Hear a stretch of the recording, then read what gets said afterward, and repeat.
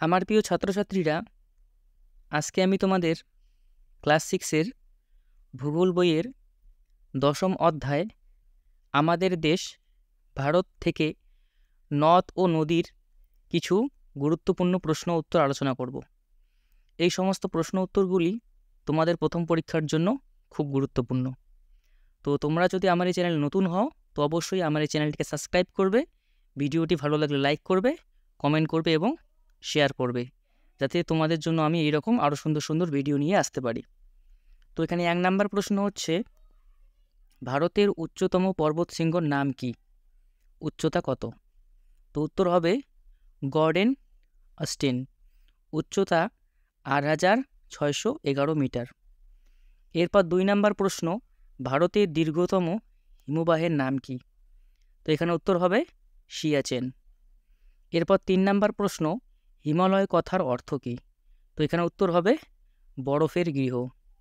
এরপর 4 নাম্বার প্রশ্ন, উপত্যকা কাকে বলে? তো উত্তর হবে দুটি পর্বতের মাঝের নিচু অংশকে উপত্যকা বলে।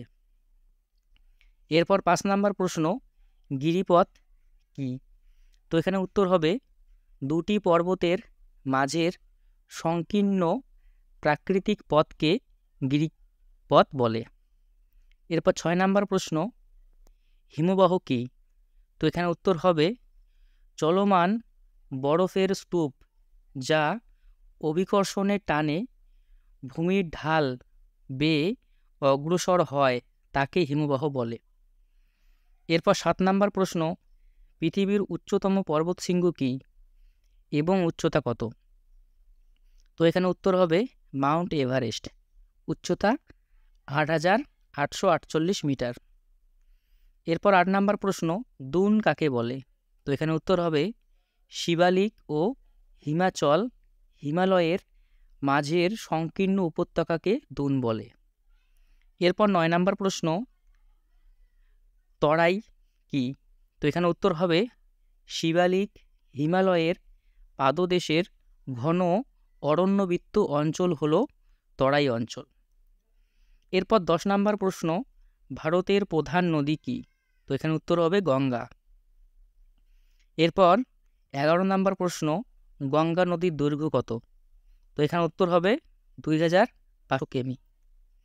এরপর 12 নাম্বার প্রশ্ন, গঙ্গা নদীর কয়েকটি উপনদীর নাম কি? তো এখানে উত্তর হবে যমুনা, গোমতী, সোন ইত্যাদি। এরপর 13 নাম্বার প্রশ্ন, গঙ্গা নদীর উৎপত্তি কোথায়? তো এখানে উত্তর হবে গাঙ্গোত্রী হিমবাহের গোমুখ তুষার গুহা থেকে। এরপর 14 নাম্বার প্রশ্ন, গঙ্গা নদীর যে শাখা বাংলাদেশে গেছে তার নাম কি? তো এখানে উত্তর হবে পদ্মা।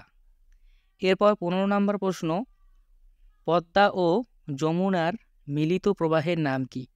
তো এখানে উত্তর হবে মেঘনা। এরপর 16 নাম্বার প্রশ্ন, ব্রহ্মপুত্র নদের দৈর্ঘ্য কত? তো এখানে উত্তর হবে 2900 কিমি। এরপর 17 নাম্বার প্রশ্ন, ব্রহ্মপুত্রের উপনদীগুলি কি কি? তো এখানে উত্তর হবে তিস্তা, তোরসা, মানস। এরপর 18 নাম্বার প্রশ্ন, সিন্ধু নদের প্রবাহ পথে কোন কোন শহর গড়ে উঠেছে? এখানে উত্তর হবে শ্রীনগর।